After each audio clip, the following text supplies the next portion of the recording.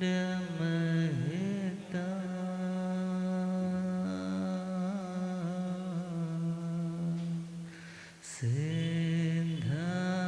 सिद्धाश्रयसे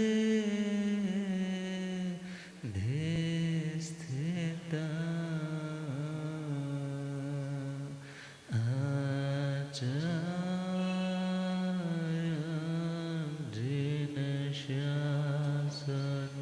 शासनोन्नति करा पूज्य उपाध्यायक श्री सिद्धांत सुपाठ्यका मुनिवरा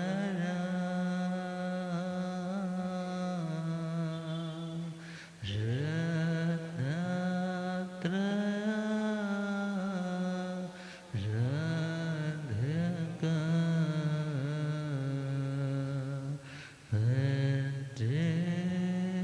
पठ्यते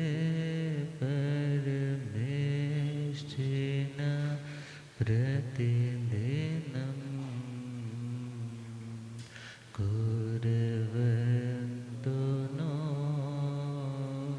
मङ्गलं कुर्वन्तु नो मङ्गलम् धम्ममङ्गलमुकुट अहिंसा संयमो तमो देवावेतं नमस्ते जस धम्मे सया मनो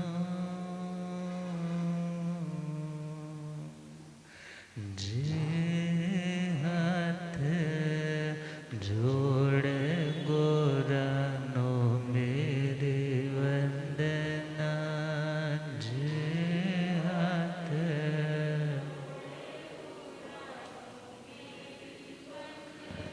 एक बार वंदना हजार बार वंदना एक बार वंदना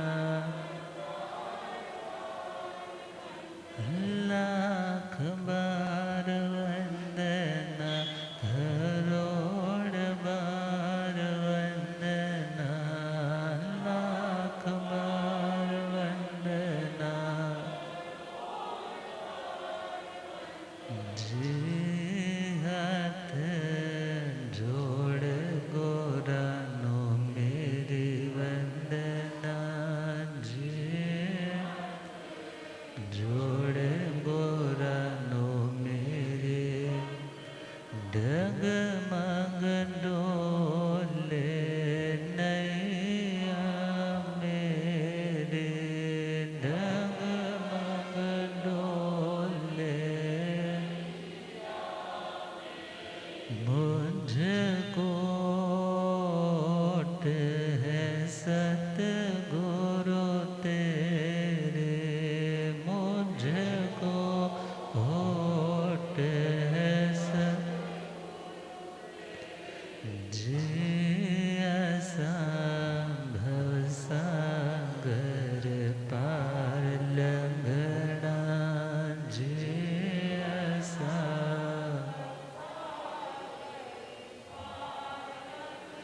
जी हाथ जोड़ गोरानो मेरे वंदना जी जोड़ गोरानो अनंत अनंत शांति के निकेतन शासनपति श्रमण भगवान महावीर स्वामी के पावन चरणा रविंदों में हार्दिक भावना वंदन नमन।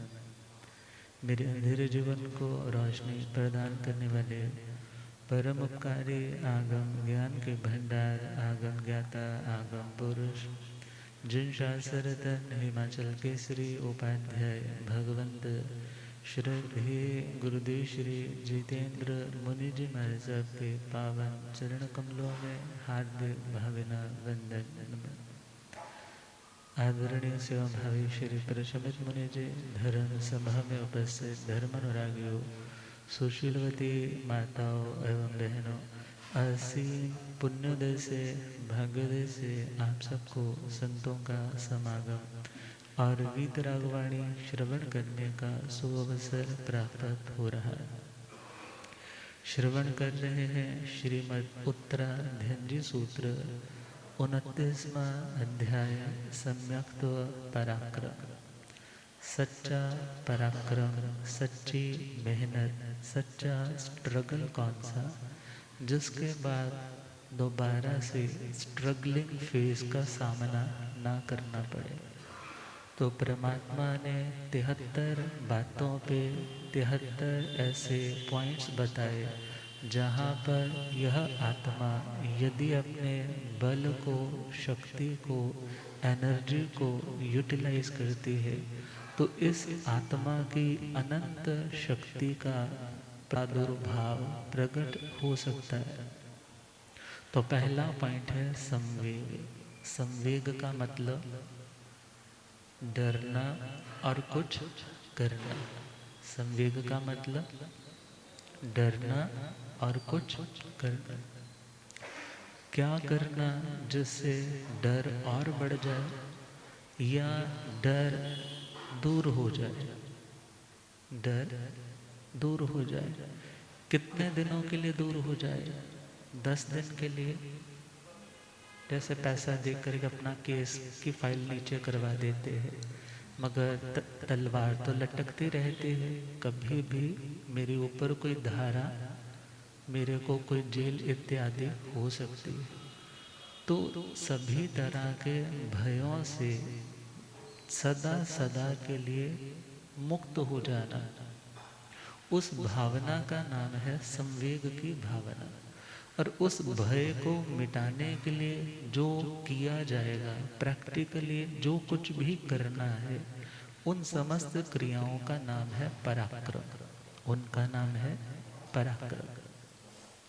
तो प्रभु से पूछा, संवेगेण भन्ते जीवे किम जने, कि हे भगवान, जब व्यक्ति को संसार में घुटन होने लग जाए, अपने ही रिश्तों में जब उस व्यक्ति को धोखा, बहुरूपता दिखाई देने लग जाए, तो वह सोचता है अपना है तो कौन है अपना, अपना है तो कौन है।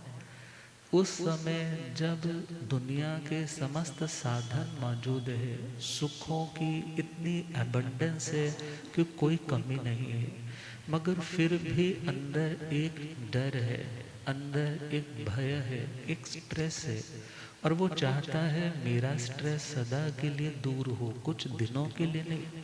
तो उस व्यक्ति की दुखों से मुक्ति की जो भावना, अभिलाषा, कामना, आकांक्षा है, उसका नाम है संवेग। जब संवेग आता है, सपोज जब मौसम में ह्यूमिडिटी बढ़ जाती है, तो जिन लोगों के लंग्स की वर्किंग थोड़ी कमज़ोर हो जाती है, उनको सांस लेने में दिक्कत महसूस होती है। वो लोग क्या सोचते हैं कि कहाँ खुली हवा हो, मैं वहाँ चला जाऊँ। अब जब दम घुटने लगा, तभी तो भावना आई ना कि जहाँ रिलीफ मिल सके मैं वहाँ पर जाऊँ। और जब दुनिया में रहते हुए भी दम घुटने लग जाए, क्या घुटने लग जाए? अभी तक तो दम घुट नहीं ना रहा, इसीलिए क्या बोल रहे हैं, दुनिया बहुत अच्छी है। मगर जब इस सत्य का साक्षात्कार हो जाए, ये सत्य एहसास में आ जाए कि अनंत बार जन्म हो गया, मरण हो गया, रिश्ते जुड़ गए, रिश्ते टूट गए, ऐसा दुनिया का एक भी प्राणी नहीं जिसके साथ एक दो बार नहीं, अनंत बार कोई भी रिश्ता अच्छे रूप में, बुरे रूप में ना जुड़ा हो, तो व्यक्ति सोचता है अब तो बस हो गया, अब तो बहुत हो गई, अब मेरे को जन्मने का, मरने का, रोगों का, वृद्धावस्था का दुख बार बार झेलना नहीं, बिकॉज वो मेरा स्वरूप ही नहीं है। वो मेरा स्वरूप ही नहीं है, तो उसे पाने की जो चाह है, लगन है, उम्मीद है, भावना है, उसका नाम संवेग। और जब एक लाइन सुनते थे थर्स्टी क्रो, जब हम स्टोरी पढ़ते थे तो लास्ट में क्या मॉरल निकलता था? Where there is a will there is a way. जिथे चाह उथे राह। अब अंदर बेचैनी है, घुटन है, ये लगता है संसार तो जलता हुआ जंगल है। तो वहाँ से यदि किसी को कोई सेफ ठिकाना पता लग जाए तो उसकी भावना क्या होती है? मुझे सेफ जोन में जाना है। तो जब संवेग की भावना आती है तो व्यक्ति सर्च करता है कि यहाँ तो बेचैनी है, मगर चैन कहाँ आ पाएगी? क्योंकि सोने की चैन पहनने से तो चैन नहीं ना मिल जाती, बल्कि चैन कब मिलेगी? जब कर्म का बोझ सदा के लिए समाप्त हो जाएगा। तो संवेग से परमात्मा कहते हैं आणुत्तर धर्म श्रद्धा पैदा होती। कौन सी श्रद्धा? आणुत्तर। आणुत्तर मतलब एक क्लास। आज तक ऐसी श्रद्धा, ऐसी रुचि, ऐसा विश्वास, ऐसा इंक्लिनेशन, ऐसा इंटरेस्ट, ऐसा रुझान आज तक पैदा नहीं हुआ था। मगर अब धर्म की चीज़ों के प्रति अट्रैक्शन हो रही है। वहाँ जाकर के वहाँ की बातें सुन कर के कुछ सुकून मिलता है। अशांत मन को कुछ ठंडक, राहत महसूस होती है। आज तक ऐसा स्थान पाया नहीं था, मगर आज अच्छा लगने लगा। जब संवेग आता है, बेचैनी आती है, मगर वो बेचैनी जहाँ पर चैन मिल सके वहाँ तक पहुँचाने वाली भी बन सकती है।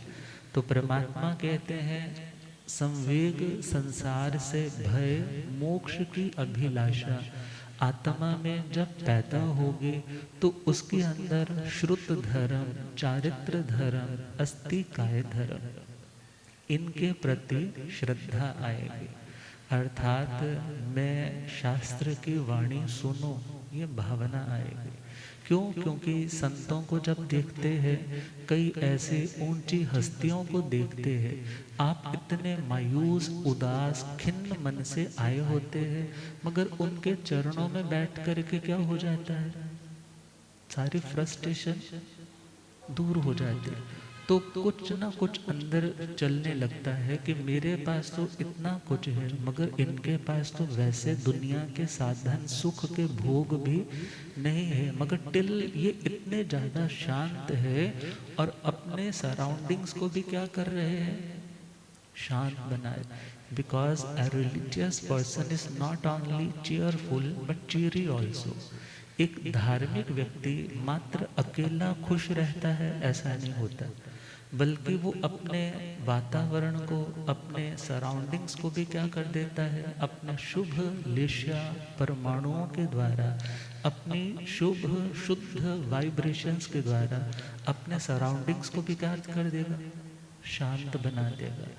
तो भगवान कहते हैं यदि तुम्हें किसी मुनि महाराज के पास जाकर के शांति मिल रही है, इट मीन्स उनकी शांति भी तो अट्रैक्ट करती है कि नहीं करती?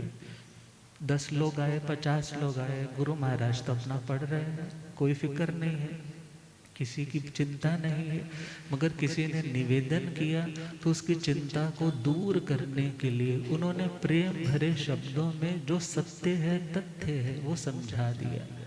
तो परमात्मा कहते हैं जब व्यक्ति बेचैन होता है और जो आत्माएं धर्म की साधना करती है वो उनकी ओर झुकने लग जाता है, उनकी ओर अट्रैक्ट होने लग जाता है, फिर वहाँ से उसे सुनने को मिलता है। क्या मिलता है? घर में भी तो सुनने को मिलता है, सब्जी नहीं लेकर के आए, काम वाली को पैसे नहीं दिए, मैंने वो ड्रेस खरीदनी थी, आपने अभी तक पैसे नहीं दिए। समाज में भी बहुत सुनना पड़ता है, मगर एक है गुरु से सुनना। किससे सुनना?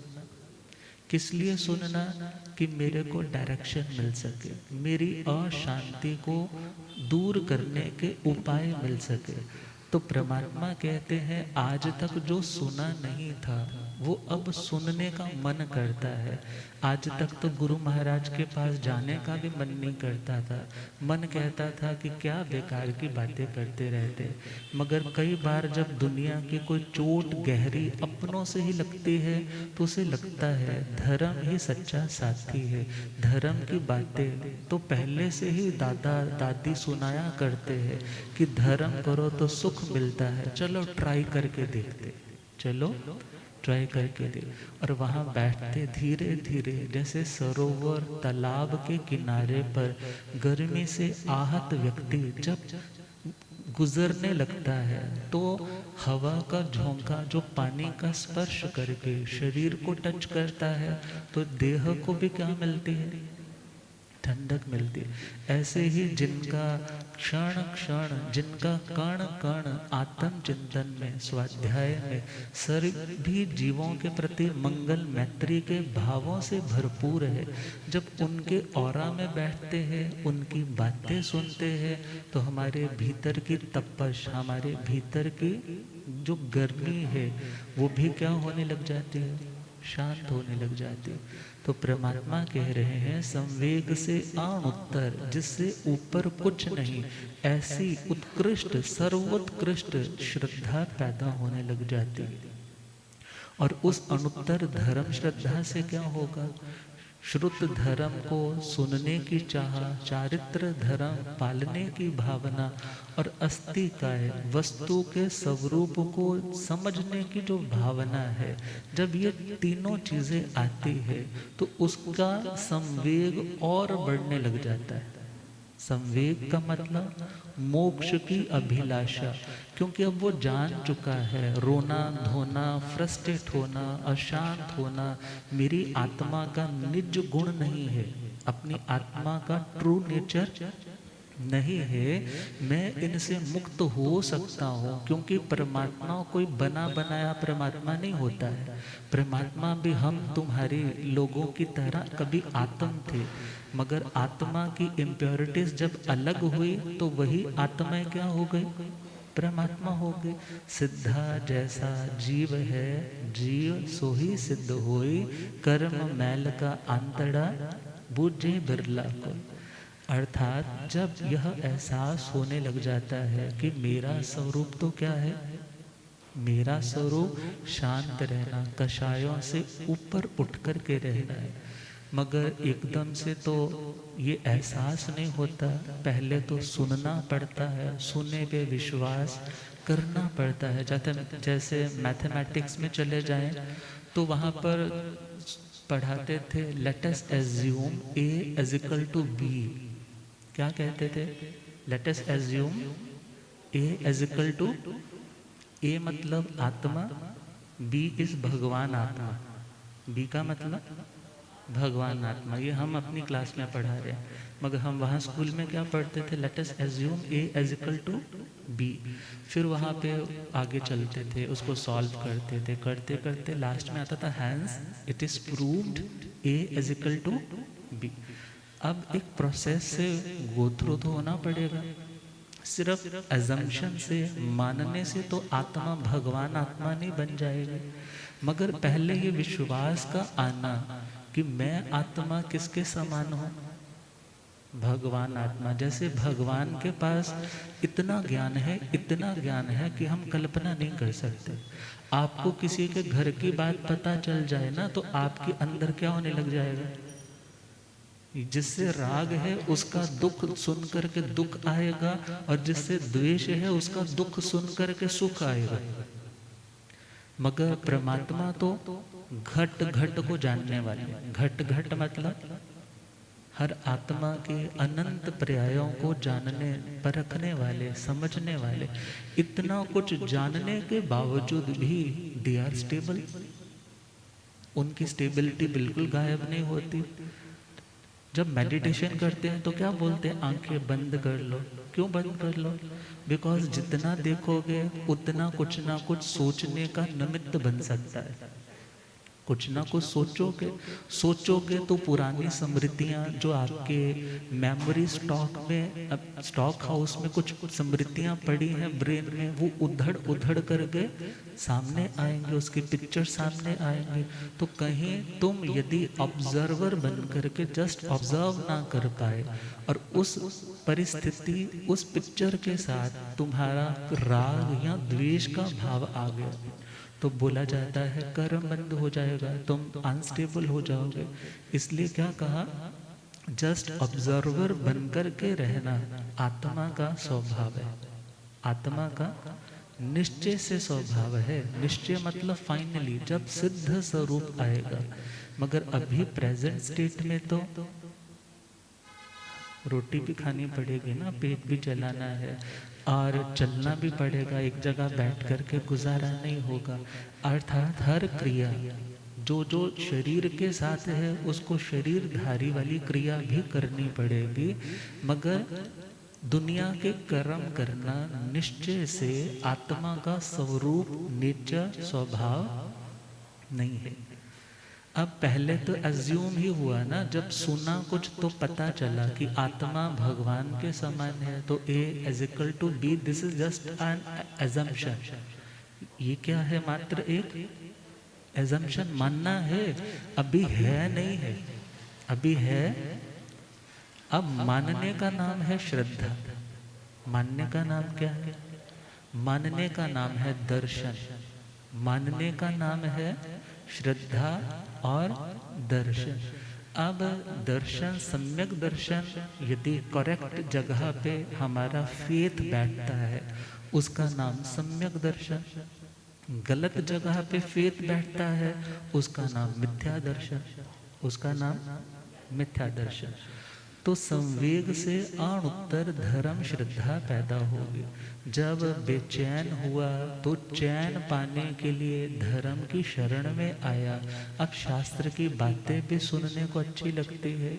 जब संजय राजा कहाँ पहुंचा था, गर्दभाली मुनिराज के पास मृग का शिकार किया था, घबरा गया कि ये हिरण किसका है, संतों का है, कि ये संत तो बहुत पावरफुल होते हैं, ये तो दुनिया को भस्म कर सकते हैं। इस डर से उसने मत्था टेका, ठहर गया कि आंखें खुले तो क्षमा याचना करो। और क्या कहा, आप मेरे को माफ कर दो। तो मुनि जी ने क्या कहा कि हे संजय, मेरी ओर से तुम्हें अभय है, मेरी ओर से तुम्हें क्या है।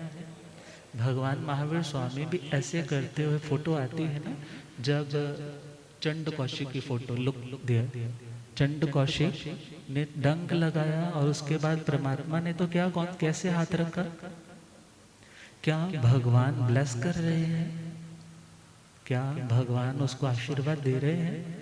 वीतरागी तो किसी को ब्लेस नहीं करता, किसी को वरदान नहीं देता। मगर ये सिंबल किसका है, अभय का। किसका सिंबल है, अभय।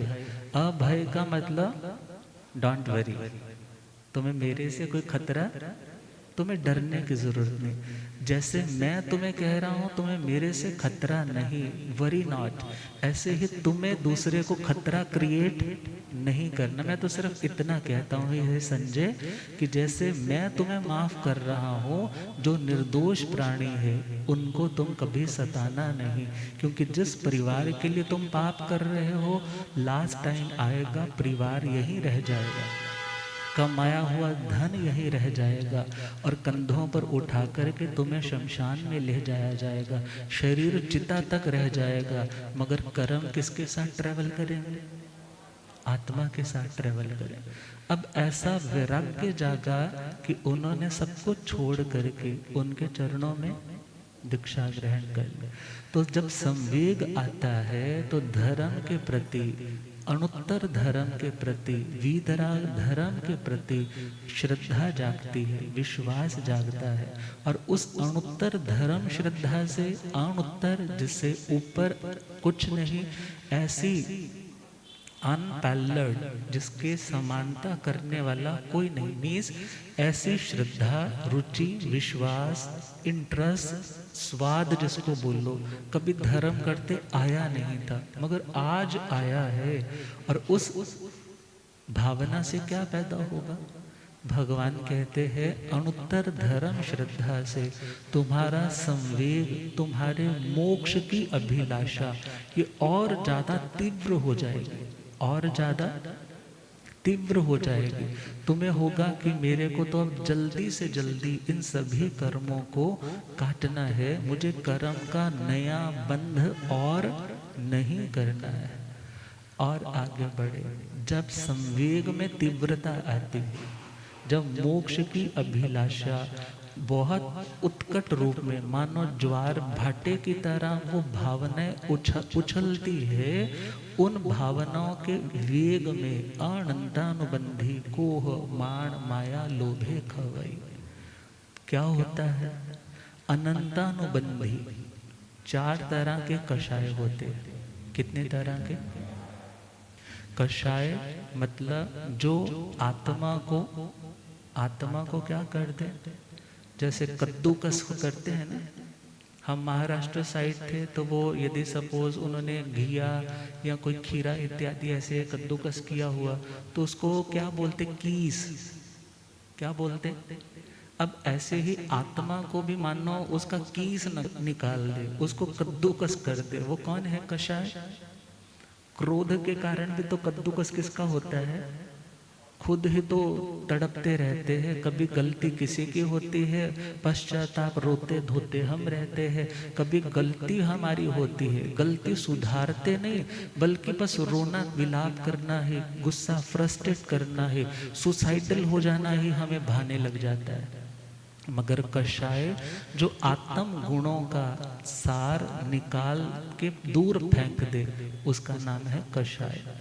और कषाय कौन से कषाय? 4 तरह के। पहला टाइप है अनंतानुबंधी।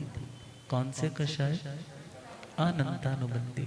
दूसरे चले तो अप्रत्याख्यान, तीसरे चले तो प्रत्याख्यान, चौथे चले तो संजोलन। हम ज्यादा डीप वाली डाइव नहीं लगाएंगे क्योंकि बहुतों को डर लगने लग जाता है, महाराज जी बहुत गहरा हो जाता है, तो हम थोड़ा सा इजी में चलेंगे। पहला वर्ड है अनंतानुबंधी। अनंतानुबंधी, अनंत का मतलब जिसका अंत ना आए। अनंत का मतलब जिसका अंत ना आए, एंडलेस। अनुबंध का मतलब एक है बंध, बंध का मतलब बांधना, बंध का मतलब बांधना। अनुबंध का मतलब कि ये बंधन की प्रक्रिया, बंधन का process regular continuously incessantly continuously चलता रहे, उसका नाम क्या है? अनुबंध। उसका नाम क्या है?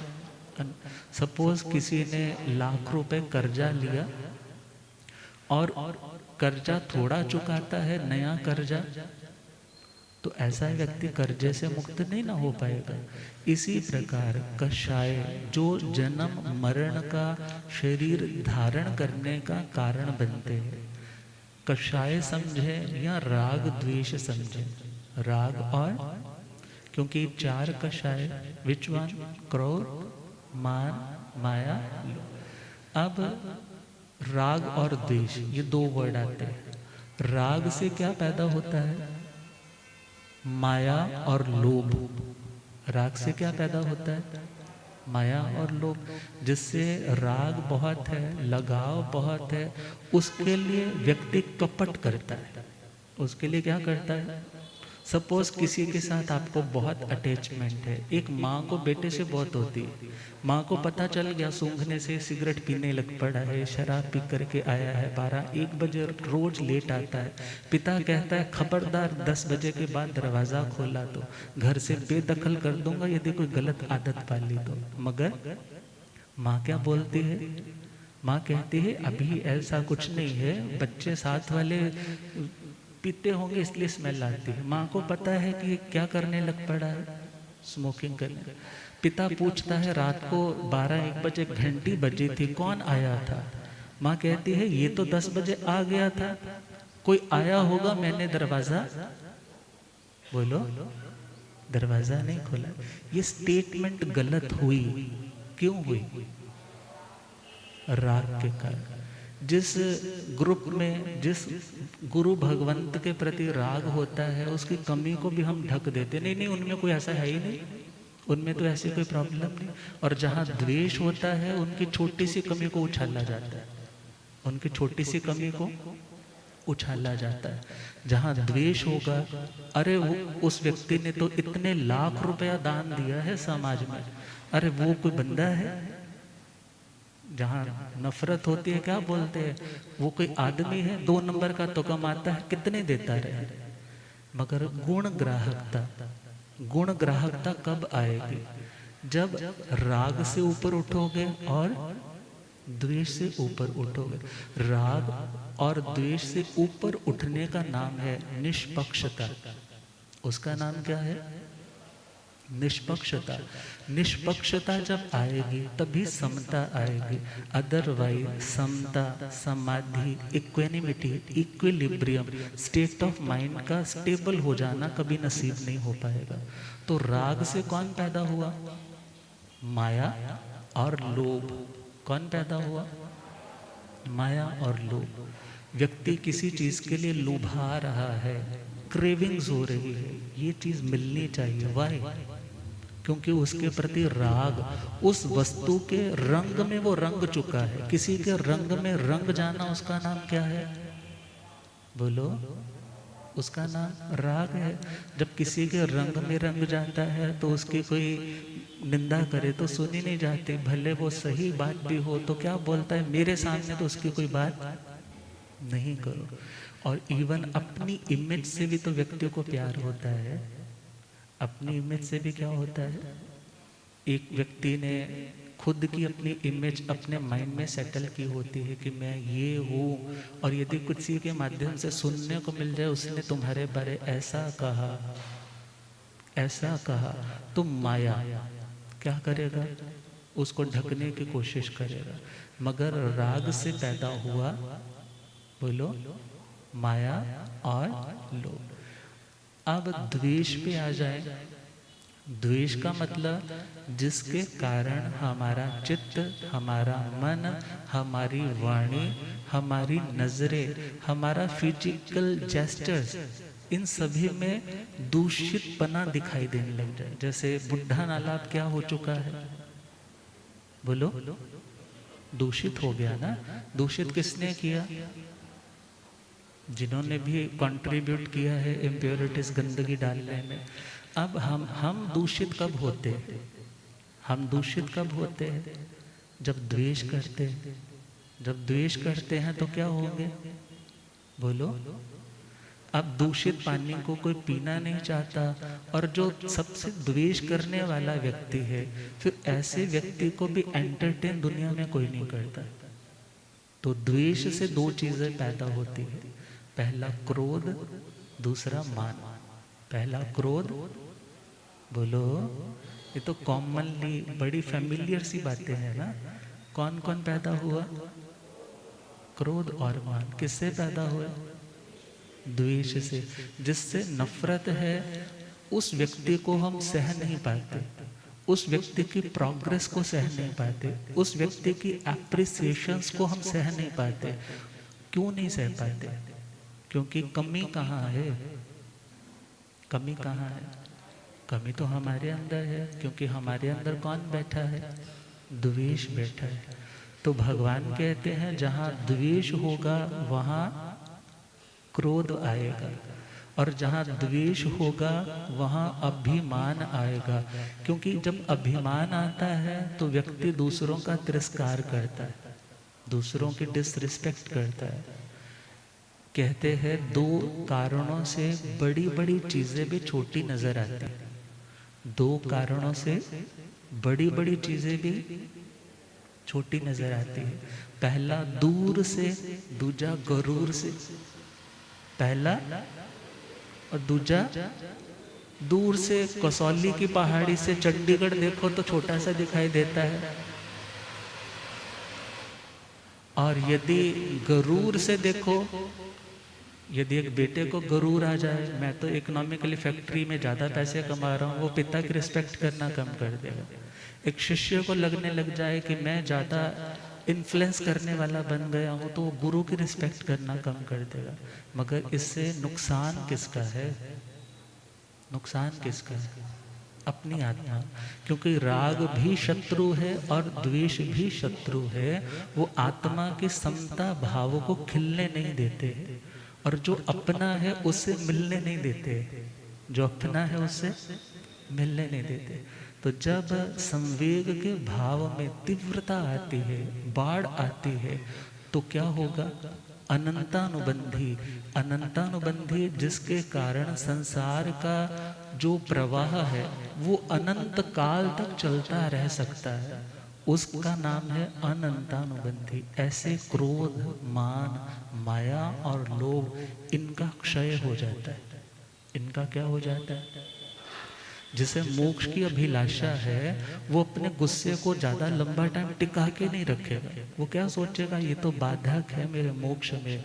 मोक्ष इज स्टेबिलिटी। मोक्ष का मतलब पीसफुलनेस। मोक्ष का मतलब कोई स्ट्रेस नहीं। उस स्थिति तक पहुंचना है तो आत्मा को अनंतानुबंधी के कषाय तो एटलीस्ट क्या करने होंगे? जीरो करने। अनंतानुबंधी का क्रोध कैसा होता है? बोले, जब कभी आपने देखा होगा पत्थर में दरार पड़ जाती है, अब दरार भरती तो नहीं है ना। अब जब अनंतानुबंधी का क्रोध आता है, व्यक्ति सह नहीं पाता है, तो क्या बोलता है? आज के बाद तेरा मेरा मरने पे जीने पे कोई मिलना जुलना हमारी फैमिली का तुम्हारे नहीं आएगा, तुम्हारी फैमिली का तुम मेरे लिए मर गए और मैं तेरे लिए मर गया। अब ये क्रोध कौन सा है? अब विचार करना है। सोमिल ब्राह्मण ने गज सुखमाल जी के सर पे अंगारे रखे, उस टाइम क्रोध कौन सा होगा? अनंतानुबंधी। अब जब त्रिपृष्ठ वासुदेव के रूप में भगवान महावीर स्वामी थे, शैया पालक के कानों में गरम गरम सीसा, सीसा इज अ लेड धातु है, उसको मेल्टिंग स्टेज पे जाके इतना बॉयल किया कि पानी की तरह तरल बन गया, और कानों में कितनी क्रूरता। वो चिल्ला रहा है, रहम की भीख मांग रहा है, मगर फिर भी उसका दिल जरा भी दया से भरपूर नहीं हुआ। उस समय का वो कषाय कौन सा? तो अनंतानुबंधी कषाय में आयुष्य कौन सी बंधती है? नरक की। कहाँ की बनती है? तो यहाँ सिंपल समझना है, जिससे मोक्ष की अभिलाषा है वो ऐसे क्रूर कर्म, ऐसा क्रूर क्रोध नहीं करेगा। और अभिमान कैसा? जैसे वज्र का थंबा। थंबा इज अ पिलर। खंबे की तरह अकड़े रहना, खंबे की तरह। कई लोग होते ना झुक नहीं पाते, झुक नहीं पाते। कईयों को तो स्टिफनेस होती है, सर्वाइकल होता है, इसलिए झुक नहीं पाते। कईयों के रॉड डली होती है, इसलिए नहीं झुक पाते हैं। मगर अभिमानी व्यक्ति तो खुद को ही खुदा मानता है। वो कहता है कि मेरे को किसी के आगे झुकने की जरूरत नहीं है, मैं इकोनॉमिकली इतना रिच हूँ, मैं इतना तपस्वी हूँ, मैं इतना ज्ञानी ध्यानी हूँ, मैं क्यों किसी गुरु महाराज के आगे क्यों झुकूं? मगर झुकना तो आत्मा का अपना स्वभाव है। गुणी जनों को देख हृदय में मेरे प्रेम उमड़ आए। अब प्रेम कब होगा? जब विनम्रता होगी। विनम्रता नहीं होगी तो प्रेम का भाव भी नहीं। और अकड़ने में ना, बॉडी स्टिफ करने में जोर लगता है। और जब योगा वाले स्टार्ट करवाते हैं, सबसे पहले क्या कहते हैं? ब्रीदिंग एक्सरसाइज करो और बॉडी को बिल्कुल क्या कर दो? ढीला छोड़ दो। मेडिटेशन में भी यही होता है। अब स्टिफनेस जो है वो दुख का कारण है, और जो रिलैक्सेशन, शिथिलीकरण है, वो शांति का कारण। और जहाँ पे अभिमान, वो कहते हैं कि वज्र हीरे के जैसे थंबे होते हैं, वो टूटकर चकनाचूर तो हो जाएंगे, मगर जरा भी फ्लेक्सिबिलिटी उनके अंदर नहीं होगी। और तीसरा है माया। माया कैसी? जैसे बांस की जड़, बांस की जड़ और उसका वल। वल का मतलब जैसे कपड़े ते वल पै जाते ने, वल तो समझते हो ना? ऐसे ही जैसे बांस की जड़ क्या होती है, उसमें वल होते हैं, टेढ़ापन होता है, वक्रता होती है, मगर उसकी वक्रता, उसका टेढ़ापन दूर नहीं हो पाता। जला दो तो भी कहते हैं वही साइज में जलेगी। इसी प्रकार कईयों के अंदर इतनी वक्रता, इतना टेढ़ापन होता है, बोलते कुछ है मगर अंदर से कुछ और ही होते हैं। ऐसी जो भावना है वो है अनंतानुबंधी का, माया का भाव। चौथा है लोभ। लोभ जैसे मजीठिया रंग। कौन सा रंग बोलो? मजीठिया रंग के लिए कहते हैं ब्लड लिया जाता है और ब्लड में ही वैसे जीव पैदा होते हैं और वो उसी का आहार करते हैं और कलर उनका और ज़्यादा वैसे थिक होने लग जाता है। फिर उन्हीं को मैश कर दिया जाता है, उन्हीं को मैश कर दिया जाता है, मसल दिया जाता है, और वो रंग जिस कपड़े पे चढ़ाया जाए, कितना धो लो वो रंग नहीं उतरता।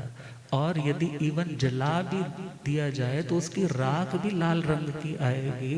तो ऐसा लोभ जब आत्मा में होता है तो वो अनंतानुबंधी, अनंत संसार परिभ्रमण का, री इनकारनेशन अर्थात रीबर्थ, रीडेथ, बार बार जन्मना, बार बार मरने का कारण बन जाता है। मगर ये पूरी तरह से नष्ट हो सकता है। हमारा अनंत संसार का चक्र टूट सकता है। किसके द्वारा? मोक्ष की उत्कट अभिलाषा के द्वारा। जागे मन में मुक्ति की जो प्यास है, जागे मन में मुक्ति की जो, धर्म के बिना ना लगता कोई खास है। जागे मन में मुक्ति की जो, धर्म के बिना लगता कोई। जिन वचनों पे बढ़ता जब विश्वास है, मुक्ति मंजिल हो जाती तब पास है। जिन वचनों पे बढ़ता जब विश्वास है, मुक्ति मंजिल हो जाती। हाँ पास है जी, पास है संवेग इसका नाम। जागे मन में मुक्ति की जो, धर्म के बिना लगता कोई। शास्त्र वाणी सुनने की अनुपम लगन है लग जाते। शुद्ध स्वरूप को पाओ में भावना मन में जग जाते। शास्त्र वाणी सुनने की अनुपम लगन है लग जाते। शुद्ध स्वरूप को पाओ में भावना मन में जग जाते। आत्म भ्रमण प्रभु को नमन, आत्म भ्रमण प्रभु को नमन। मंजिल का रहता ध्यान, दुनिया के सुख दुख का दे आभास है। दुनिया के सुख दुख का दे हो संवेग से आत्म गुण विकास है। विकास है, विकास है संवेग इसका नाम। जागे मन में मुक्ति की जो, धर्म के बिना लगता कोई। जागे मन में मुक्ति की जो, धर्म के बिन ना लगता कोई, जन्म मरण की यात्रा को करे जो सीमातीत है। ऐसे क्रोध मान माया लोभ को लेते जीत है। जन्म मरण के यात्रा को करे जो सीमातीत है। ऐसे क्रोध मान माया लोभ को लेते जीत है। अज्ञानता मिट जाए भ्रम, अज्ञानता मिट श्रद्धा का हो प्रभा। सिद्धालय में करते नित्य निवास है। शायक भावों की पावन सुवास है। सिद्धालय में करते नित्य निवास है। या फिर 3 जन्म में नित्य निवास है। निवास है, निवास है, संवेग इसका नाम। जागे मन में मुक्ति की जो, धर्म के बिन ना लगता कोई। गुरुदेव पधारे हैं। हो रब मेरा सतगुरु बन के आया मैनो, हो रब मेरा सतगुरु।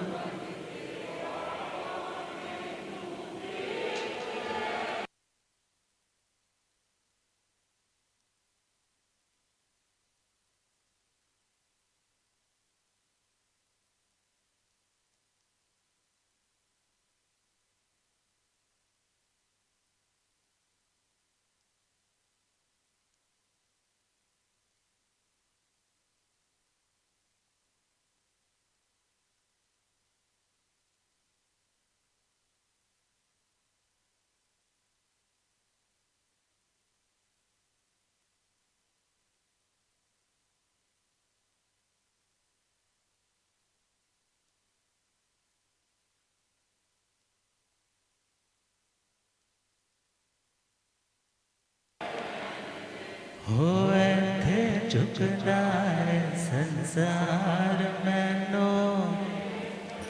हो रब मेरा सतगुरु बन के आया मैनो। हो मैनू वेख लैण दे के मत्था टेक लैण दे। ओ मैनू